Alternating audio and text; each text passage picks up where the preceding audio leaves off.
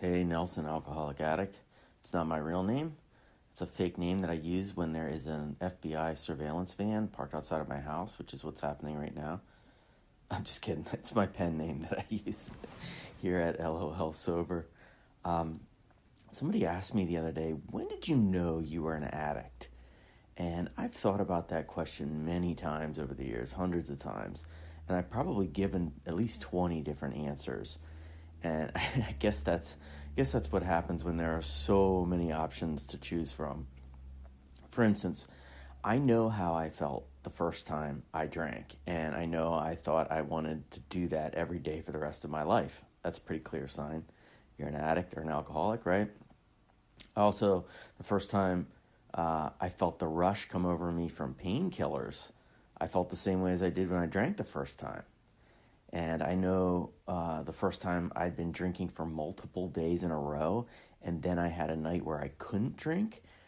I remember how excruciating it was to not drink, and I certainly felt like an alcoholic that night. But let me give you the one that I've been thinking about a lot recently because it's such a good summary of how my brain works, even in sobriety. I'll give you little backstory, and then the anecdote that has been on my mind lately. When I went to college, I had hard a bunch of times in high school, but I hadn't really drank very often, like not that many times total. And I had never done any drugs, even weed. I had never smoked cigarettes or chewed tobacco, even though dipping tobacco was big in my family and with my friends. Now now that I look back on it, I was actually pretty innocent heading off to school. It didn't last long. Let me tell you, it did not last long at all. My first semester, we hit the beer and vodka hard. Not every night, but close to it. And I lived in a house with four other guys rather than in the dorms. It was just a terrible idea. 18-year-olds, together in a house. Oof, bad news. We'd get kegs sometimes, and there'd just be beer sitting there like an all-you-can-drink buffet around the clock.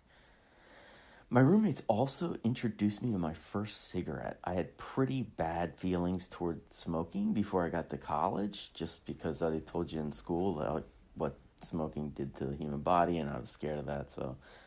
But whoo boy, that changed quickly. Let me tell you, I started smoking Marlboro Lights August and September of my freshman year of college, and then I was on to Marlboro Reds within 2 weeks. I think I ultimately got up to a few beers and 10 cigarettes every day in a hurry. And then I went really crazy on the weekends with partying, just hard partying.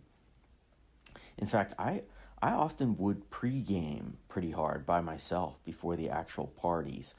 And it all culminated with me starting to take a shower at like 6 or 7 p.m. on Friday and Saturday nights, right before we went out to parties. But the crazy thing I was thinking about recently is I would take 2 beers into the shower and also a cigarette and a lighter, and then I would drink and smoke while I took a shower.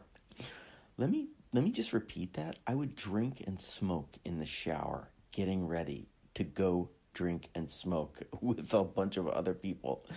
Do do you know how hard it is to smoke a cigarette during a shower? It's pretty freaking hard. You have to be a pretty diehard young alcoholic prospect to want to be smoking and drinking in the shower like that. It was crazy. So that is a pretty wild example of me taking things to an absolutely crazy extreme. And I'd love to say like, oh, that was so many years ago, and now that my addiction days are over, I don't do absurd things like that anymore. But then I then I think about caffeine and donuts and cookies and good TV shows and hell, sometimes bad TV shows, and it's more of that idea that one is too many and a thousand is never enough, as the old saying goes. But hey, at least I don't binge watch Ozark in the shower.